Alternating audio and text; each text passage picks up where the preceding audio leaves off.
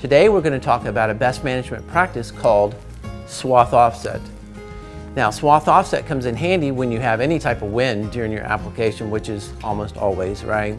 So it goes like this. If we have a target application field, such as this, and we have an adjacent field such as this that may have a sensitive downwind crop into it, then here is our target field, and this one will be our adjacent field here. Let's say that we have a wind coming across from this direction right here. So this will be our wind. So typically what would happen is you would make your first pass one swath from the downwind edge of the field down here. So let's say we have a swath of 20 feet. We would actually be at 10 feet from the edge of field. So right here, right? And then we'd make this first pass right along the edge to make sure we cover all this material before start working our way across the field upwind. But what happens is with a wind like this, something happens called spray displacement, and it looks like this. If we have a graph of our pattern, typically without the wind it'd be something like this. But then when we have a wind from this direction here, it displaces our pattern to like that. And so now we have a good bit of our material possibly going into our adjacent field, right? So this would be kind of the center of the pattern without wind, and then with wind, it moves it over a certain amount.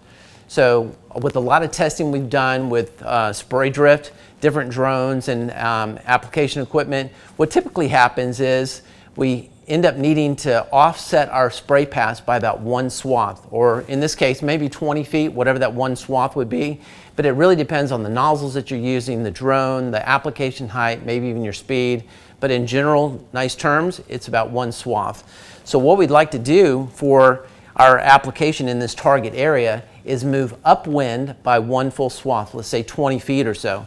So instead of making our first pass at 10 feet, we would move up to 30 feet into our field to make that first pass. And then what that's going to do is going to allow our spray to be deposited in the field and not in this adjacent sensitive crop. So by using this best management practice of swath offset, this will help you become a better remote pilot and aerial applicator. Well, thank you for watching. We hope you found this video helpful and informative as part of our spray drone training video series. My name is Madison Dixon, and I'm the Associate Director of the Mississippi State University Agricultural Autonomy Institute. And we'd like to take this opportunity to thank our many sponsors who made this video series possible.